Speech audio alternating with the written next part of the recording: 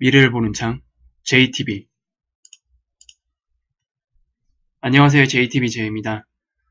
드디어 우리나라 시간으로 내일 새벽이 되면 7월 FOMC 결과가 나오게 됩니다.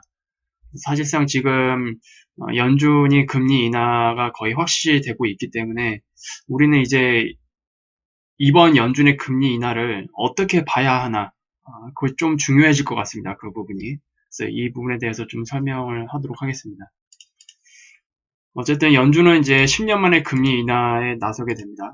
연준이 내일 금리 인하를 하게 된다면 이제 이거는 지금까지 지속해온 경제에 대한 세심한 성향과는 정면으로 배치되는 일이 됩니다.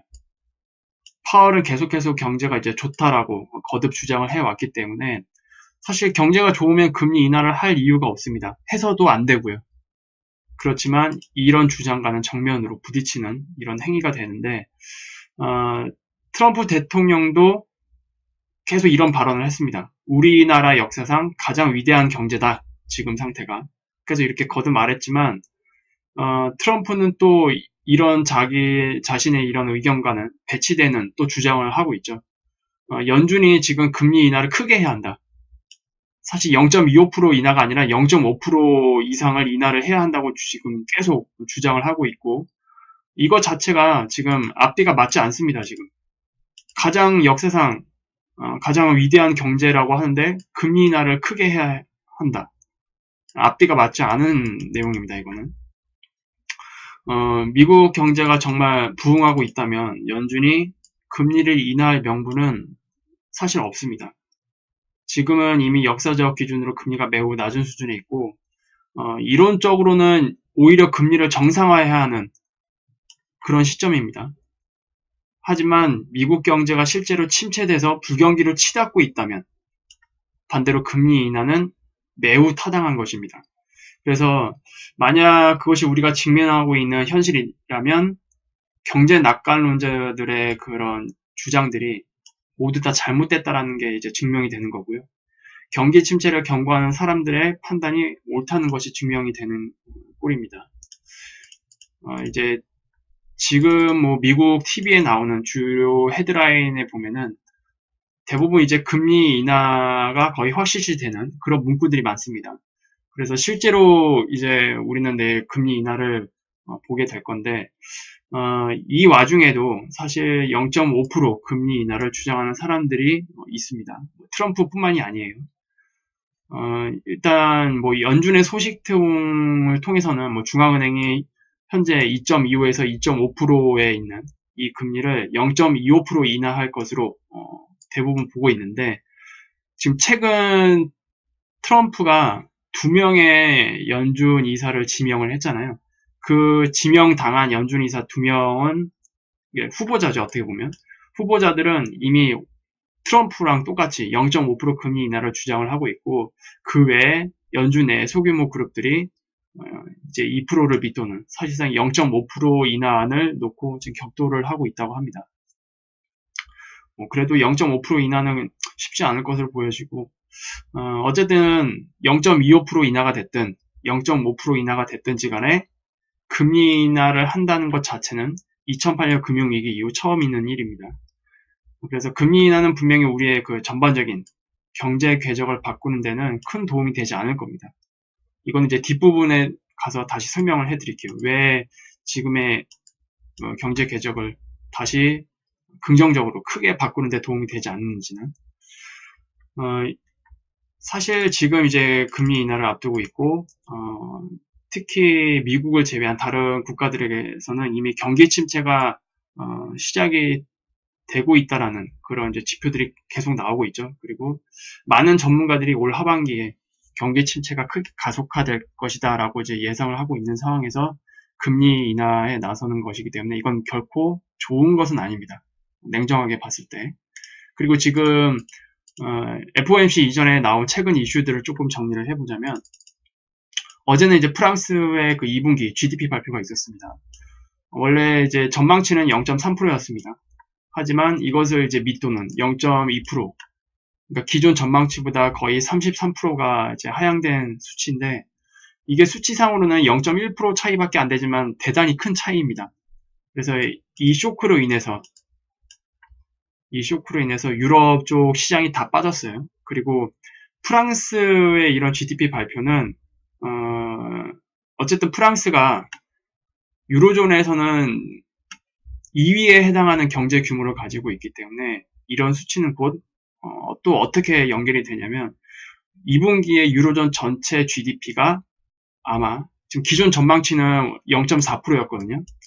0.4%가 아니라 절반이 깎인 0.2%가 될 가능성이 높다라는 분석이 나오면서 프랑스를 포함한 유럽 전체 지역을 다 폭락을 시켰습니다. 그리고 FOMC 직전에 이제 새벽이죠. 네, 새벽에 FOMC가 있는데 아마 오늘 밤부터 이제 프랑스, 이탈리아 그리고 유로존 전체 GDP가 다 발표가 될 겁니다. 여기에는 이제 전분기 대비도 발표가 되고 그리고 전년 대비도 모두 다 발표가 됩니다. 그래서 아마 유로존 쪽에는 일단 안 좋은 지표가 좀 예상되고 있기 때문에 이것 때문에도 주식시장이 한번 좀 출렁일 수도 있어요.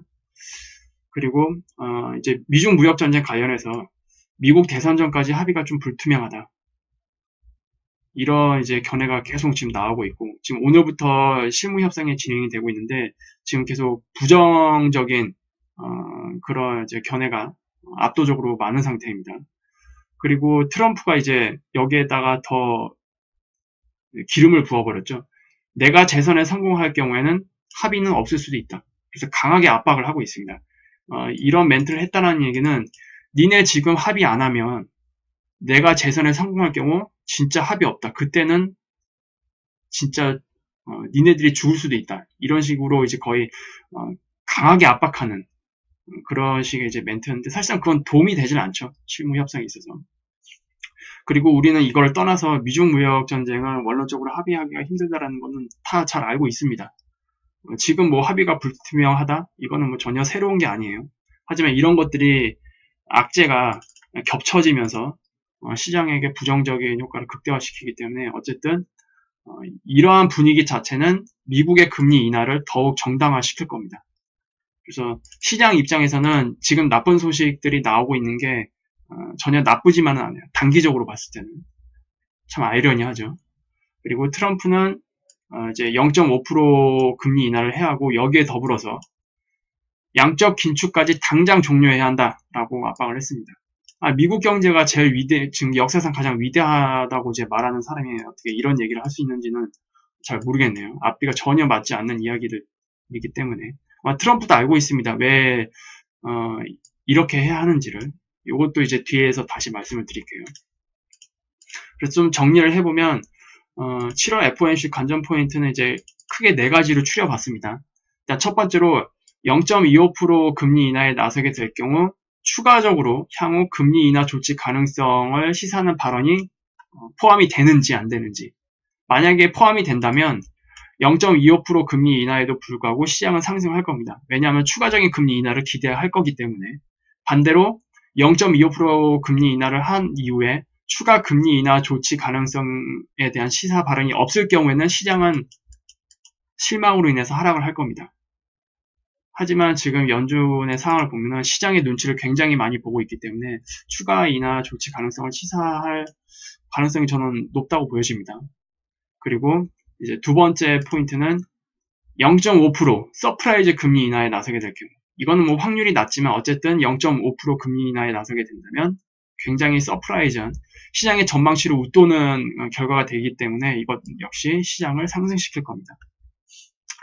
그리고 그 외에 트럼프가 얘기했던 양적 긴축 관련 내용인데 지금 양적 긴축이 9월 달에 종료할 것으로 예상이 되고 있습니다. 이미 연준에서도 5월 달인가 4월 달쯤에 올해 9월에 양적 긴축을 종료하겠다라고 이제 선언을 했거든요. 그래서 9월에 종료될 양적 긴축을 좀 더 빨리 종료하겠다라는 발언을 하게 될 경우 역시 시장을 조금 더 상승시킬 수 있는 힘을 불어 넣을 겁니다. 그리고 이제 추가적으로 연준이 이제 계속 말해왔던 불확실성 있잖아요. 특히 무역 문제 이런 부분들 그리고 기타 뭐 유럽의 그 심각한 경기 둔화 이런 것들 이런 불확실성에 대해서 추가로 이것보다 좀 더 발전된 내용이 있는지 여부 이런 것들을 같이 살펴보시면 될 것 같습니다. 그래서 FOMC의 그 관전 포인트는 총 4가지 정도 될 것 같아요. 그리고 이제 추가적으로 제가 생각할 때는 어떻게 결론이 나오든지 간에 전 세계 중앙은행들은 이번 FOMC 이후 대부분 다 완화 정책을 내놓기 시작할 것으로 예상을 하고 있습니다. 이것을 이제 좀 거꾸로 생각을 해본다면 전 세계 중앙은행들이 본격적인 경기 후퇴를 대비하는 흐름으로 전환될 것으로 그렇게 생각을 하고 있습니다. 그리고 제가 앞서서 몇 가지 말씀드렸던 거, 제가 뒷부분에서 설명해 드린다고 했던 내용도 있잖아요. 이제 그게 바로 이제 유동성 함정에 대한 내용인데, 아마 오늘 내용 중에서는 이게 좀 가장 중요하지 않을까 생각이 됩니다. 차근차근히 좀 설명을 해 드릴게요. 어쨌든 확실한 거는 그 연준에서 계속 얘기하고 있는 그런 지표들이 조작이 되었든지 간에 우리는 알 수 없습니다. 일단 어쨌든 발표되는 명목상 지표만 봤을 때는 미국이 금리 인하를 하기에는 명분이 부족한 게 사실입니다. 순수하게 미국 경제만 놓고 봤을 땐 그렇습니다. 하지만 이제 연준의 정책은 미국만을 위한 정책이 아니죠. 이 부분을 절대로 간과해서는 안 됩니다.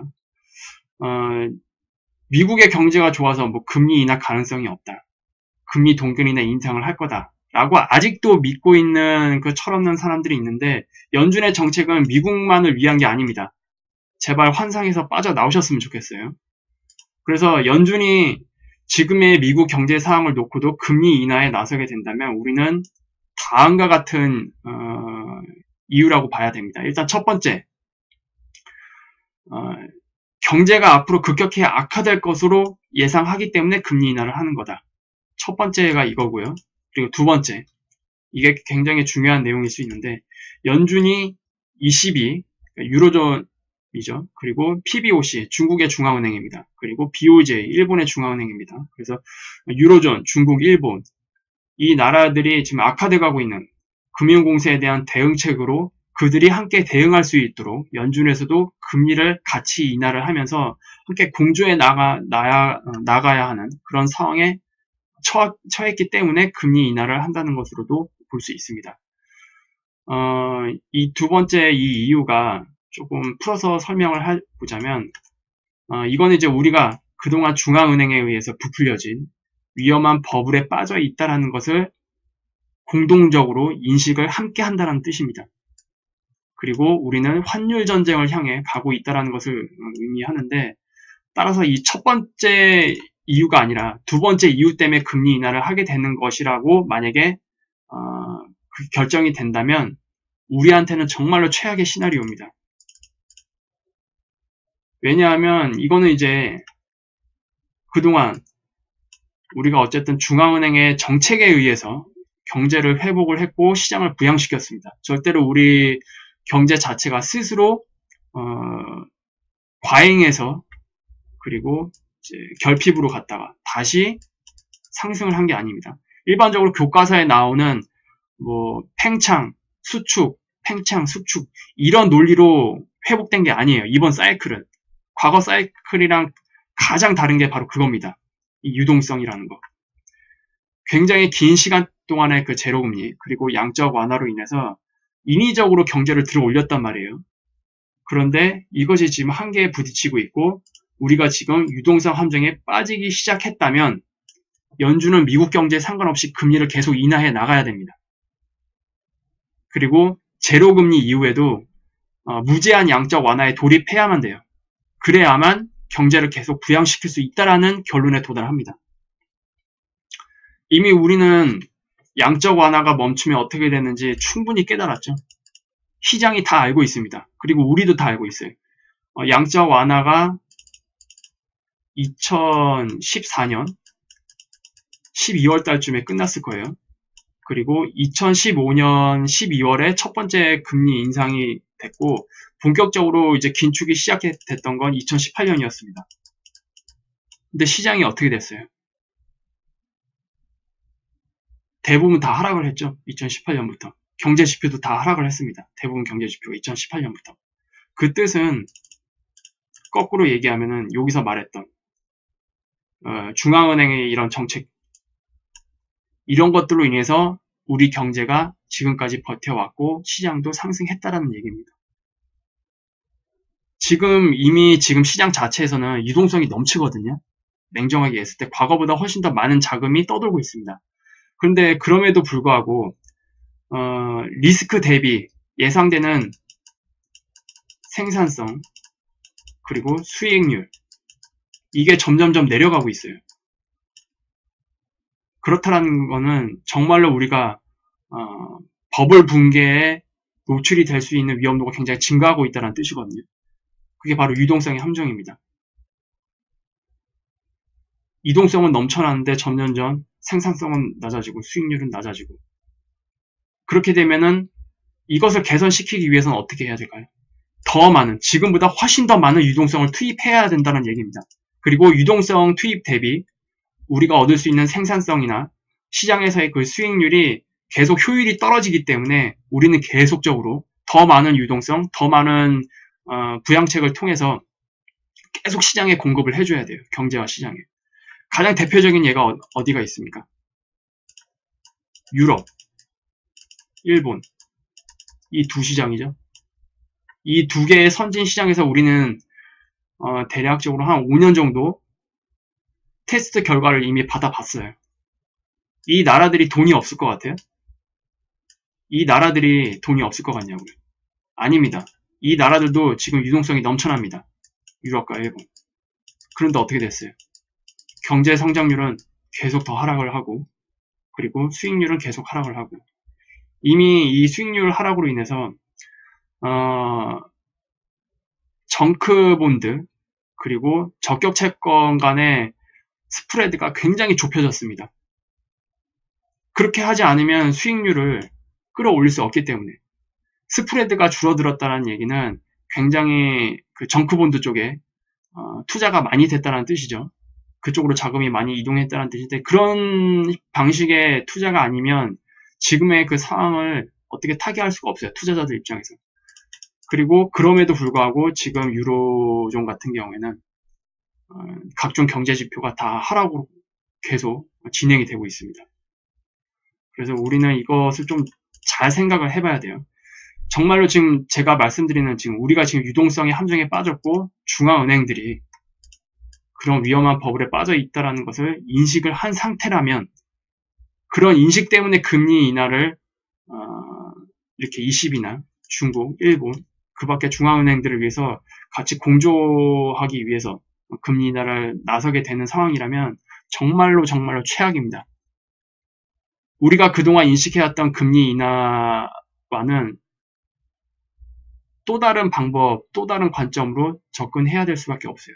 저는 부디 아직까지는 제발 2번이 아니라 1번 이유 때문에 금리 인하를 하는 것으로 연준이 결정하고 있을 거라고 저는 믿고 싶습니다. 만약에 1번 때문이 아니라 2번 때문에 금리 인하에 나서게 된다면 솔직히 조금 답이 없어요. 정말로 시장이 크게 많이 하락을 해야 됩니다. 그래야만 다시 한번 유동성의 힘으로 시장과 경제를 회복을 시킬 수가 있어요. 그리고 그 이후에는 어떻게 될까요? 여기도 말씀을 드렸다시피 무제한 양적 완화에 돌입을 해야 됩니다. 이미 양적 완화가 멈추면 어떻게 되는지 우리가 이번 사이클에서 충분히 경험을 했고 깨달았기 때문에 양적 완화를 절대로 멈추지 않을 겁니다. 그리고 미국 역시 유럽과 일본이 마이너스 정책을 썼음에도 불구하고 경제가 나아지지 않고 그나마 겨우 버티고 있는 수준 이런 것을 충분히 봤을 거기 때문에 이 이후에 양적 완화는 사실상 무제한 양적 완화가 시작이 될 거고 마지막 버블 사이클이 만들어질 가능성이 굉장히 높다라고 저는 다시 한번 생각을 하고 있습니다. 여기에 더불어서 당연히 궁극적으로 MMT 갈 수밖에 없겠죠. 지금 우리가 처해 있는 상황이 유동성 함정에 빠진 게 맞다라면 더 그렇습니다. 근데 여러분이 생각하기에도 지금 미국에서 발표되고 있는 명목상의 그 지표만 봤을 때는 금리 인하는 안 해도 될 것 같은데 금리 동결만 해도 충분하지 않나? 라는 생각을 하실 분들이 굉장히 많을 겁니다. 미국 경제만을 봤을 때는. 하지만 지금 상황이 그게 아니죠. 정말로 이 유동성 함정에 빠져 있어서 이미 중앙은행이 이것을 인식한 상태에서 금리 인하에 나서게 된다는 거는 앞으로 이제 장기적으로 바라봤을 때 우리 경제에 좋을 게 하나도 없습니다. 시스템 자체가 바뀌지 않는 한 우리는 계속 실질 경제에 있어서는 크게 나아지지 않는 수준으로 이제 계속 거의 좀비 경제라고 하죠. 어떻게 보면. 일본과 유럽이 잘 보여주고 있습니다. 전 세계가 그렇게 될 가능성이 굉장히 높다라는 것을 시사하는 내용입니다. 그래서 좀 오늘 내용은 이 유동성 함정이라는 부분에 대해서 포커스를 좀 맞췄는데 이 부분이 조금 어려울 수 있어요. 이 경제라는 부분에 대해서 조금 잘 접하지 않은 분들은 이게 과연 무슨 문제이기 때문에 이렇게 심각한가 이렇게 보실 수도 있고 그리고 굉장히 이런 내용들 자체가 어려울 수도 있겠는데 그냥 쉽게 생각하십시오. 그동안 특히 이번 사이클에서는 제로금리와 양적 완화로 인해서 경제를 인위적으로 살린 겁니다. 인위적으로 경제와 시장 이 두 개를 인위적으로 살린 거예요. 인위적으로. 그게 핵심입니다. 그래서 인위적으로 살렸지만 이 정책이 이제 다 종료가 된 이후에는 같이 함께 지금 하방 압력을 받고 있습니다. 그리고 지금 상태에서는 그렇다고 시장이나 경제에 투입할 자본이 없느냐? 그것도 아닙니다. 유동성은 과거 그 어느 때보다 넘쳐나고 있는 상황이기 때문에 그럼에도 불구하고 경제 성장률은 더 하락을 하고 시장의 수익률은 이제 더 이상 포화가 돼서 계속 하락하고 있는 상태입니다. 수익률 자체가. 과거에 뭐 작년에 시장 수익률이 뭐 예를 들어서 5%였다고 치면 올해는 뭐 4%, 3% 이렇게 점점 수익률이 줄어든다는 얘기예요. 쉽게 설명을 하자면. 그렇다면 이미 넘쳐나고 있는 유동성을 가지고 있는 상태에서도 이런데 이것을 개선시키기 위해서는 더 많은 기존보다 훨씬 더 많은 유동성을 투입해야 한다는 뜻이고 그걸 투입한다고 해도 나아질 것을 기대하기가 힘들다는 뜻입니다. 왜냐? 유럽과 일본을 우리가 이미 지켜봤기 때문에 그 결과가 어떻다라는 것을 우리가 이미 결과를 봤잖아요. 그래서 이런 것들을 다 감안한다면 우리는 지금 유동성의 함정에 빠져 있는 상태다라고 이제 얘기를 드리는 겁니다. 그래서 오늘 영상은 일단 이 정도로 마무리를 할게요. 7월 FOMC 이후에 아마 시장 방향이 일단 저는 굉장히 비둘기적 발언이 나올 것으로 예상을 하고 있기 때문에 시장은 어쨌든 1차 금리 인하까지는 반등 내지는 미국 시장 기준으로는 상승이겠고 우리나라 같은 이머징 시장 기준에서는 이제 반등이 맞겠죠. 그래서 그렇게 될 것으로 예상합니다. 지금 우리나라 시장도 보면은 아직 장이 마감이 안 된 상태이지만 내일 FOMC 이후에 시장이 반등될 거다라고 예상을 하고 외인 투자자들 위주로 오후장부터 갑자기 수급이 들어오기 시작했어요. 그리고 코스닥 같은 경우에도 정말로 오랜만에 긴 아랫꼬리를 달고 이제 양봉을 이제 만드는 모습을 보여주고 있거든요. 이거는 어쨌든 기술적으로 봤을 때 강력한 반등 신호입니다. 하지만 이것이 큰 반등이냐? 저는 그렇게 보진 않습니다.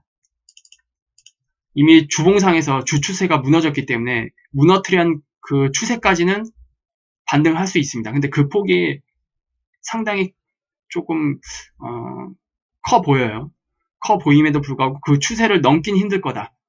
그래서 그렇게 좀 보고 있고 선물 시장 같은 경우에는 금요일 어차피 제가 시장 분석을 통해서 다시 말씀을 드릴 거기 때문에 내일 이후 시장 움직임을 보고 전체적으로 다시 한번 브리핑을 해드리도록 하겠습니다.